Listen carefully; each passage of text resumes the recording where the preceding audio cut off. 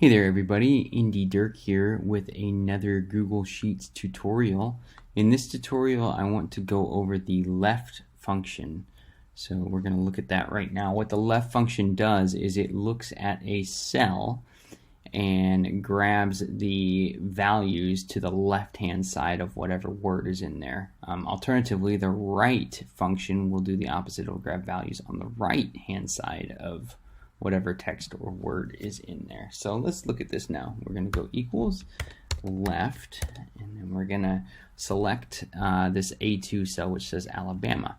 Okay, and then what we need to do is put a comma, and then we need to say the number of characters that we want it to count over. So let's just do this with 1 right now, and you'll see that it brings in the capital A. Now if I do this with 2, you'll see that it brings in the AL. Okay, and again, if I do this with 3, we can see that it brings in the ALA. Okay, now I want to add this same function to the rest of these, and there's a quick and easy way to do that. We can pull this down. You see this little square here? We can pull this down, and then boom, there we go. We get it, and it populates. But I'm going to undo that and show you a better way to do this. Now, you might think that we can do the colon and go A11, which you see that it selects it there, but watch what happens if I hit enter. It doesn't bring in all of these, it only brings in that one.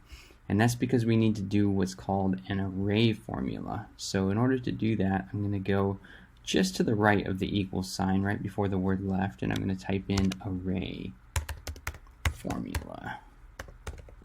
Okay, and then I'm going to do my parentheses start, and I'm going to finish it off here.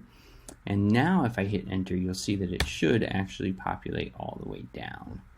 Okay, and we just need an array formula around the left function in order to make that happen. And the array formula is just looking at more than one cell value. So it says, yeah, check out all of these values. Okay, so that is how to use the left function, and use the left function in conjunction with an array formula. So, all right, cool.